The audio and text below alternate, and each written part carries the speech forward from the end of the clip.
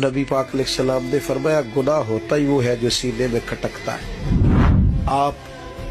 और मैं अगर लौटेंगे नबी पाक अलैहिस्सलाम के इस उसवा नूर की तरफ कि हमने अपने आप को हमने हुजूर की सीरत से मुज़य्यन करना है, और कोई बहुत मुश्किल फलसफा नहीं, बस बात करनी है तो सच बोलना है, मामलात करने हैं तो दयानतदार रहना है, रवैया हो तो बाइखलाक हो, किसी का सोचना है तो खैर वाला सोचना है,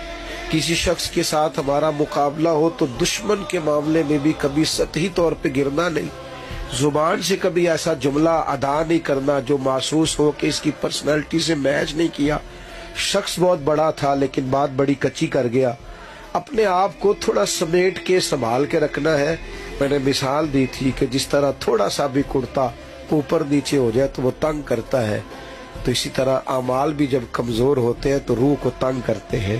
बातिन को तंग करते हैं, दिल को इंसान के बेचैन करते हैं। नबी पाक अलैहिस्सलाम ने फरमाया गुनाह होता ही वो है जो सीने में खटकता है, जो खटकता रहता है कांटे की तरह। इंसान पसंद नहीं करता कि कोई उस पर मुत्तले हो।